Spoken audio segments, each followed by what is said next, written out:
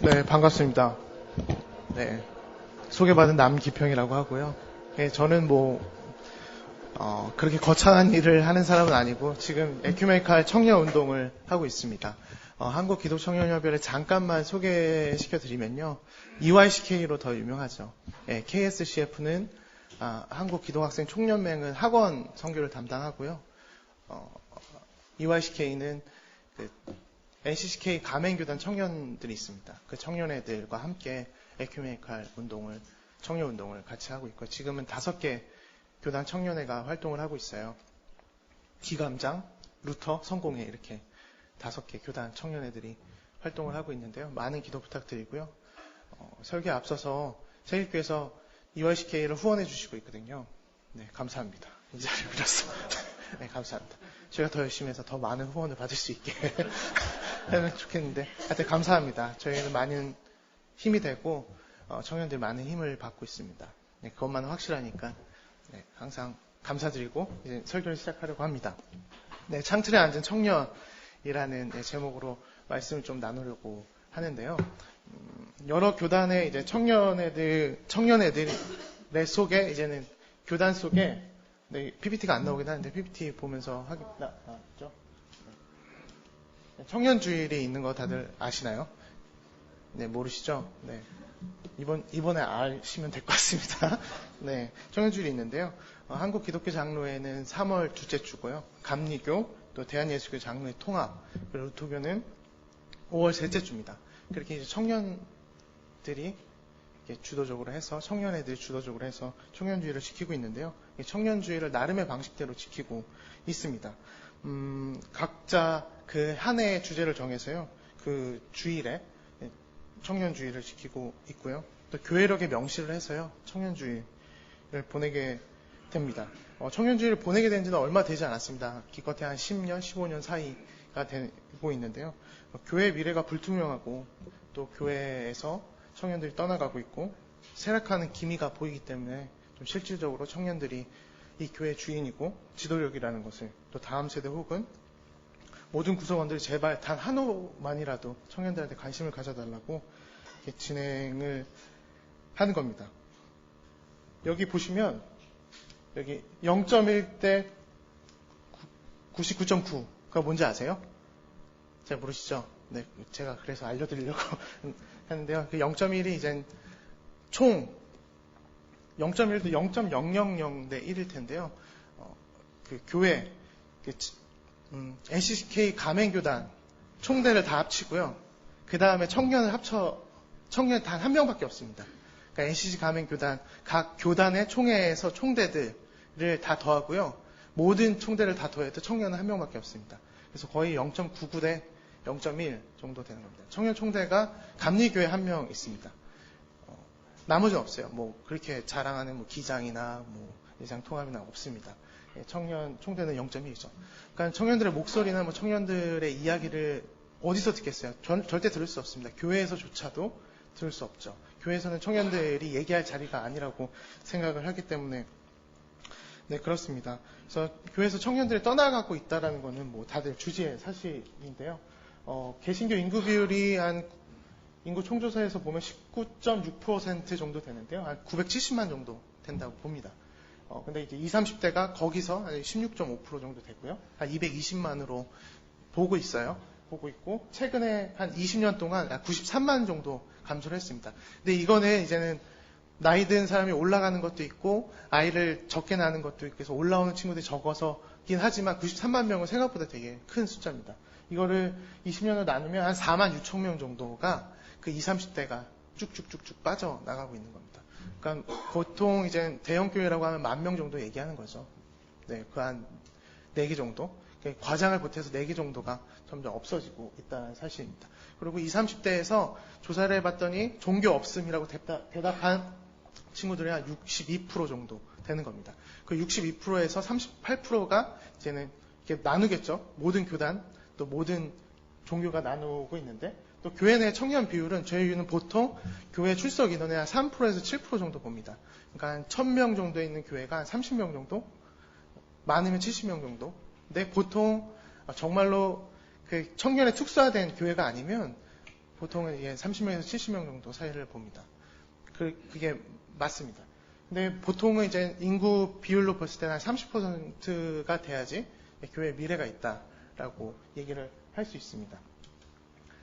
가장 큰 고민은 2년 전에 저희가 한국계 청년이 떠나고 있다라는 책을 냈었는데요. 거기서 이제 가장 큰 고민이 취업, 진로, 돈, 결혼 및 연애이고요. 종교나 뭐 이런 자기의 뭐 이제 신앙생활 이런 거다 1% 정도도 안 됩니다. 보통은 이런 방식이고 쉽게 해결될 과제들을 보시면 취업, 복지, 교육, 결혼, 출산이라고 얘기를 하고 있죠. 근데 이제는 청년이 교회를 떠나는 현상도 심각하지만 한국 사회의 청년 문제도 심각하다는 거는 다들 아실 겁니다. 어디서부터 손을 써야 할지 난감하기 그지없고요. 심지어 기독 청년들은 한국 사회에서 겪고 있는 문제와 더불어 교회의 문제까지 좀 이중고를 겪고 있는 겁니다. 이렇게 심각한 문제임에도 불구하고 사회나 뭐 교회나 뭐 답이 없죠. 그리고 청년들의 목소리에 귀 기울일 그런 뭐 구조적, 뭐 체계적 뭐 이런 것들이 존재하지 않습니다. 그래서 저희가 2년 전이랑 3년 전에 청년의제 프로젝트라고 해서 7가지 과제를 준비했었는데요. 이거는 뭐 다들 아실 겁니다. 요새 M4 세대 되게 많이 들어보셨잖아요. 보면 부채, 주거, 최저임금, 비정규직, 통일. 통일은 이거는 NCC 어른들이 좋아하셔가지고 통일 넣은 거고요. 통일이 안 나왔는데 그래서 통일 넣어야 되지 않냐. 그래서 통일. 너무 상처받지 마세요. 네, 통일 넣었고요.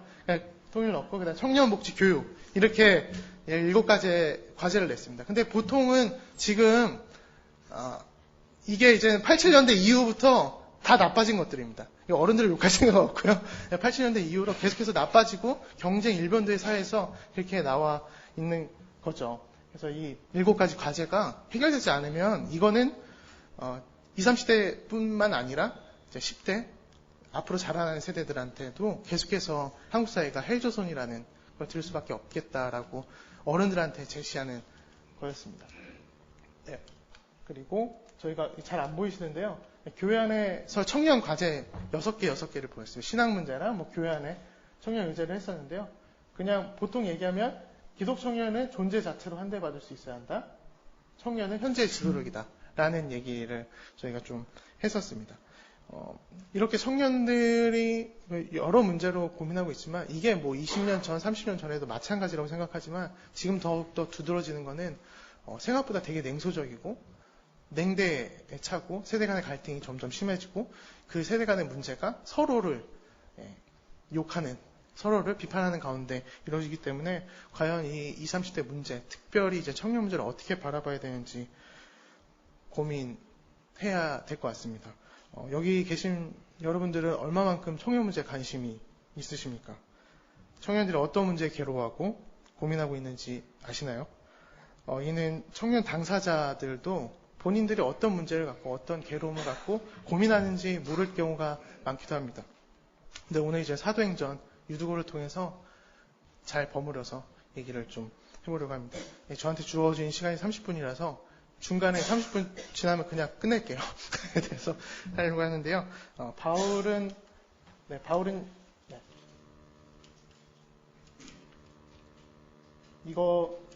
제가 이것만 잠깐 말씀드리고 말았어요. 요새 90년생들이 몰려온다라는 거 책 되게 유명한 책인 거 아시죠? 네, 되게 유명한 책이고 이거는 이제는 386, 486들이 90년생이면 이제 한 29? 30 정도 되거든요. 이제 대리 달거나 이제 빠르면 되게 과장까지 달면서 이제 50대랑 부딪힐 때가 오기 시작하는 겁니다. 근데 도저히 이제 CEO나 부장들이나 팀장들이 이제 90년대를 볼 때 도저히 이해를 할 수가 없는 거예요. 얘네가 도대체 어떤 생각을 갖고 막 이런 것들이 있는데 그 90년대생이 온다라는 책을 꼭 읽어보시면 그래도 지금 세대를 이해하는 데 조금이나마 도움이 되실 겁니다. 여전히 소비사회에 맞춰서 자본주의 사회에 맞춰서 90년대생을 분석하는 자료이긴 하지만 Z세대, M4세대, 무중력 세대라고 얘기하는데 90년대생을 제일 많이 얘기하는 게 이제 제너레이션 Z라고 얘기합니다. 디지털 네이티브 세대이기도 하고요. 뉴트로, 그러니까 뉴트로라고 해서 옛 것들에 되게 혹심을 갖고 접근을 합니다. 그리고 본인들의 식으로 바꾸는 것들, 레트로를 뉴트로로 바꾼 건데요. 낯선 과거에 대한 호기심이 있어서요. 18세에서 25세 사이가 지금은 이제는 이런 소비, 인싸라고 하죠. 이렇게 18세에서 25세들이 어떤 소비 경향을 갖고 어떤 거를 소비하고 그걸 사느냐에 따라서 여러분들 잘 보시면 그걸 똑같이 사고 똑같이 매무새를 갖고 뭐 이렇게 하면 인싸가 되시는 겁니다. 네. 하는 건데요. 요즘 어른들이나 김용섭이 이렇게 정의를 했습니다. 그렇고 소확행 뭐 이런 거 있잖아요. 욜로종 뭐 이렇게 얘기하는데요. 가장 두드러진 예가 BTS를 보면 되시면 될 것 같고요. BTS가 Love Yourself라고 해서 너 자신을 사랑해라. 그리고 그 중간중간에 너네 열심히 살지만 너 지금까지 열심히 살았어. 쉬어도 돼. 라는 메시지를 정하거든요. 하마터면 열심히 살 뻔했어. 뭐 이런 겁니다. 어차피 열심히 살아봤자 안 돼. 하지만 쉬는 게 더 중요해. 지금 세상에서는 너네가 사는 세대에서는 쉬는 게 더 중요해. 너 자신을 사랑하면서 너 자신을 잘 봐. 라는 메시지입니다. 그렇게 얘기하고요. 하나 더 얘기하면 그냥 이쁜 쓰레기들 모으는 거 있잖아요. 이게 소확행이에요. 이쁜 쓰레기. 여러분 잘 모르겠지만 프라모델 모으거나 아니면 뭐 고양이 뭐 되게 배지를 모으거나 뭐 이런 것들이 있거든요.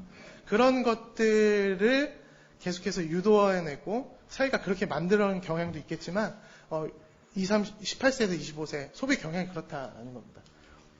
네, 무중력 세대는 제가 읽어드리면요. 기본적으로 사회에는 개인이 땅 위에 발붙이고 서 있게 해주는 어떤 종류의 중력이 작용한다. 이 중력은 관계일, 가치 세 가지 요소로 구성되는데 지금의 20, 30대는 이 관계일, 이 중요시 세 가지 요소가 땅을 밟을게 하는 그 세 가지 요소가 없다. 아니면 떠서 붕붕 떠다니는 세대가 무중력 세대라고 해서 보통은 M4 세대 같은 경우에는 또 헬조선 같은 경우에는 이게 되게 좀 오래된 용어지만 5년 전에 고등학생 애들이 이제 20대 친구들 보면서 만든 인터넷 용어였습니다. 우리가 2, 3년 뒤에 살 곳이 저기구나. 헬이구나. 이렇게 해서 정한 거고요. Z세대 같은 경우에 지금의 이제는 기업 트렌드를 분석하면서 낸 것들이고, 무중력 세대 같은 경우에 사회학자가 분석하는 것들입니다. 뭐 하나하나 다, 하늘 우울한 것들인데요. 이제 유두어를 통해서 좀 보려고 하는데, 바울이 이제 일주일 동안 그 드고아라는 지역에서 강론을 시작합니다. 뭐 7절에서 보면 알 수 있는데요. 처음 시작이 이제 코이노니아로 시작을 합니다. 코이노니아로 시작을 하는데요. 이 부분이 흥미로운 지점입니다. 만남의 시작이 친교라는 거고요.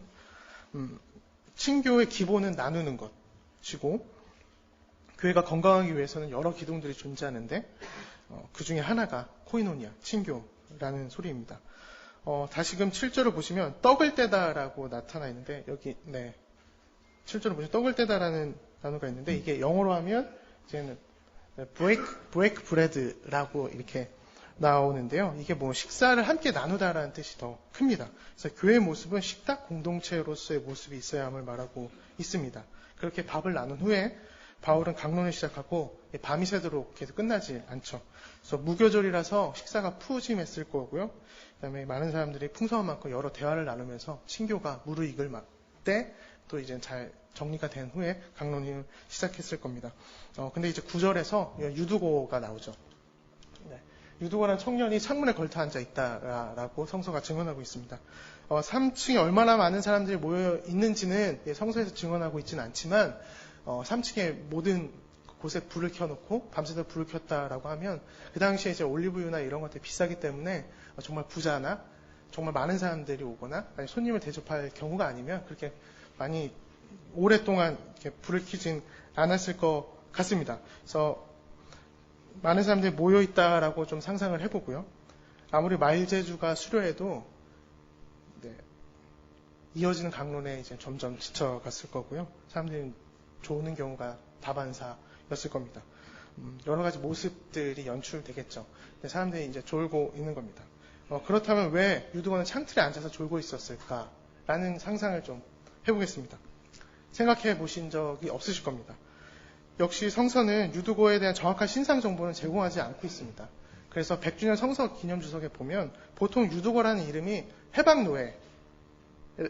해방노예 친구들이 많이 쓰는 이름이라고 이렇게 얘기를 합니다. 그래서 상상을 해보면 유두고가 해방노예라고 하면 해방노예는 주인이 명령한 노역에만 벗어날 뿐이죠.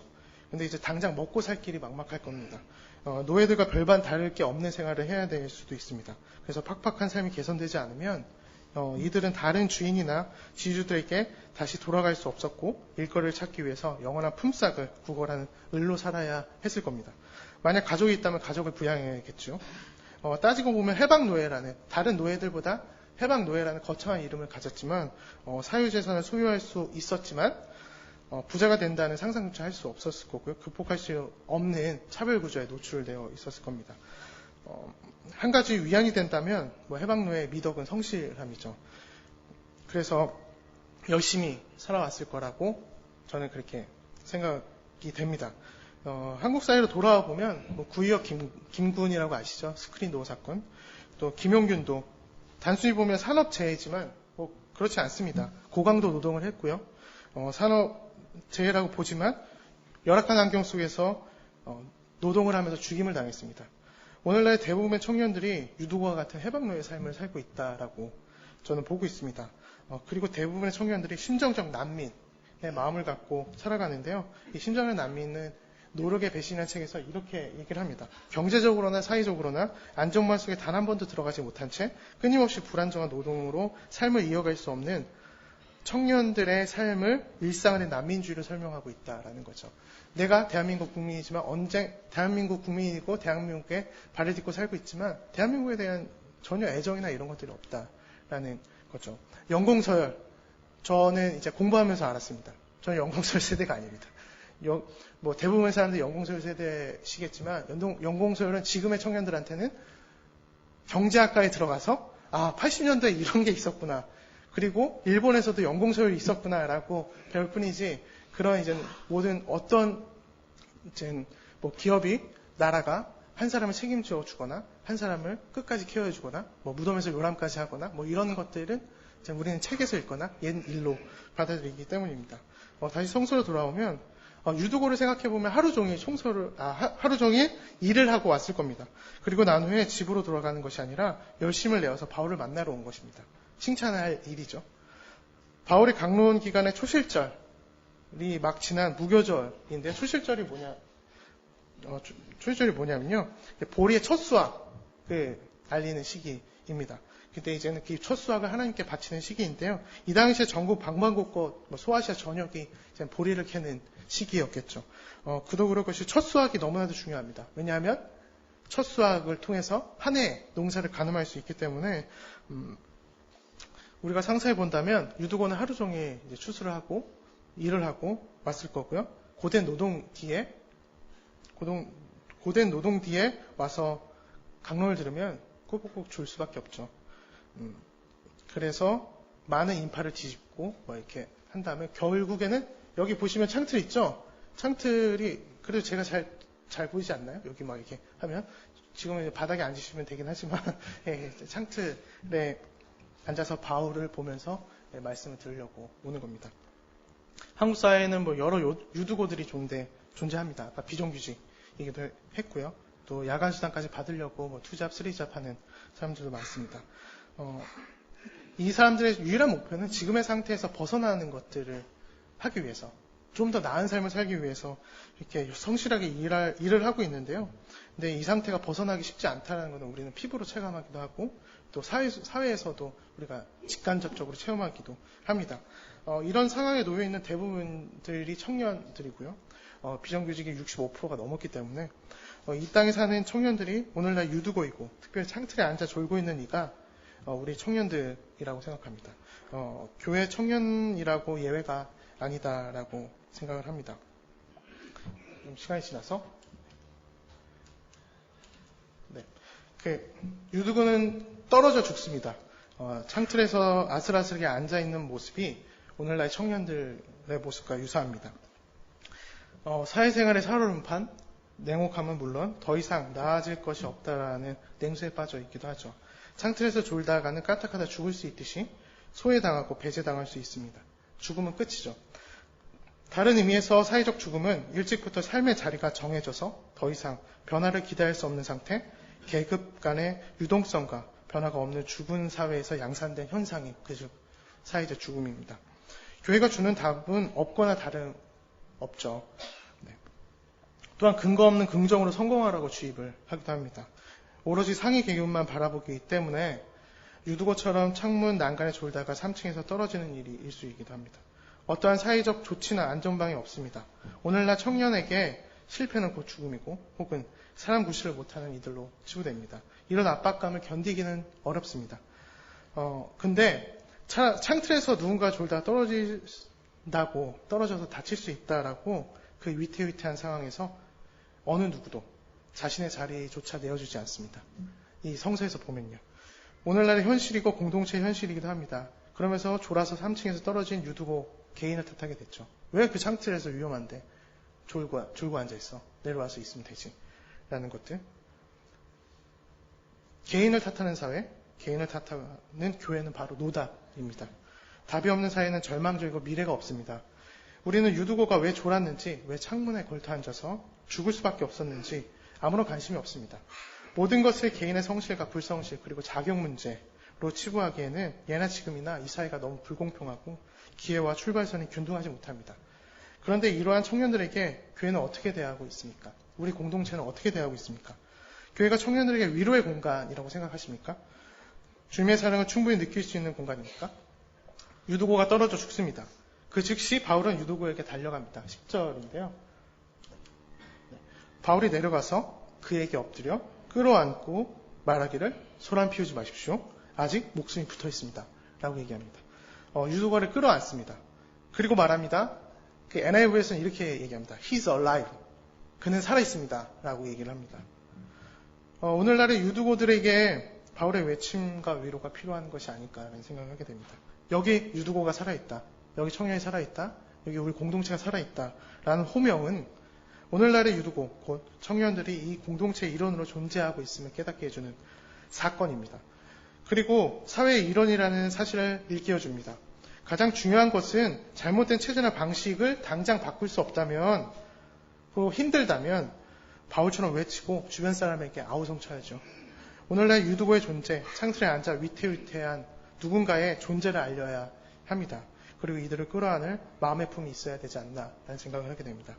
네, 12절 이어서 보시면요. 네, 사람들은 그 살아난 청년을 집으로 데려갔다. 그래서 그들은 적지 않게 위로를 받았다라고 얘기하고 있습니다. 여기서 적지 않게 위로를 받았다는 NIV에서는 was greatly comforted라고 해석을 합니다. 다시 말해서 대단히 큰 위로, 그냥 직접적으로 해석하자면 대단히 큰 위로를 받았다라고 해석이 가능한데 적어도 유두고를 집으로 데려간 이들이 그의 동료와 지인일 가능성이 큽니다. 같은 처지와 공감대를 가진 이들일 것입니다. 무엇보다도 마음이 중요한데 그 마음은 공감이고 더 나아가서 공감을 느낄 수 있는 공동체가 필요하다는 사실입니다. 그것이 우리에게는 교회고 지금의 공동체가 아닐까라는 생각을 하게 됩니다. 우리 공동체의 마음쓰기에 따라서 앞으로 공동체의 미래가 보입니다. 파커 파머 다들 아시죠? 비통한 자들의 정치학에서 마음의 중요성을 어떻게 쓰는지에 따라서 예배 공동체가 어떻게 되는지를 얘기하고 있습니다. 예배 공동체가 이러한 질문에 대한 대답을 몸소 구현할 때 그 생생한 증언은 어떤 교리나 경전보다 훨씬 강력한 힘을 발휘한다라고 얘기를 하고 있습니다. 네. 말씀을 정리하려고 합니다. 황인찬 시인의 무화과 숲이라는 시 마지막 부분에 이렇게 얘기합니다. 밤에는 눈을 감았다. 사랑해도 혼나지 않는 꿈이었다. 라는 시인데요. 유두고와 그의 친구들은 바울에게서 큰 위로를 받았습니다. 그 시작은 바울의 끌어안음이었고요. 살아있다라고 호명하고 대신 외쳐주는 거죠. 이것이 교회의 역할이고 지도자의 역할이고 또 지도력들의 역할이고 어른들의 역할이지 않을까. 주변 친구들의 역할이지 않을까라는 생각을 하게 됩니다. 살아있지만 이 사유로 인해서 죽어간 이들에게 그리고 타이던 자이던 잊혀진 유두고들에게 우리는 힘이 되어줘야 합니다. 이들에게 가능성과 존재의 소중함을 일깨워줘야 하죠. 그렇지 않으면 오늘날의 유두고들은 사회적 죽음을 넘어 쉽게 목숨을 버리기도 합니다. 청년들은 쉽게 공동체를 훌훌 털고 밀어없이 떠나게 될 것입니다. 교회에서 가장 첨예하게 세대 갈등을 청년들이 맞이하게 됐는데요. 그리고 거기서 이제 갈등을 겪게 되죠. 근데 청년들이 제일 쉬운 방식은 사라지기입니다. 그냥 안 나오면 돼요. 교회 엄청 많잖아요. 또 본인들이 되게 좋은 교회라고 말하는 교회들이 되게 많기 때문에 만약에 하게 되면 그렇게 나가는 거고, 보통 청년들이 4번 정도 교회로 옮깁니다. 그러면 지역사에서 4번 정도 옮기면 웬만한 큰 교회는 다 가보겠죠. 그 교회 이후에는 몰라요. 가난한 성도가 되든지 아니면 그냥 집에서 TV를 보면서 예배를 드리는지, 그건 아무도 알 수가 없습니다. 4번 정도 옮기고 교회를 정한다라는 설문조사는 없습니다. 그래서 이런 것들을 보면 사라지기가 제일 쉬운데, 더 이상 사회로 인해서 죽음의 행렬을 멈춰야 되고, 교회로 인해서 청년들이 떠나가는 행위를 멈춰야 된다라는 생각을 하게 됩니다. 그중 하나가 바울의 행동이다라는 생각을 하게 됩니다. 진심으로 위로하고 진심으로 이들을 호명해야 되죠. 네.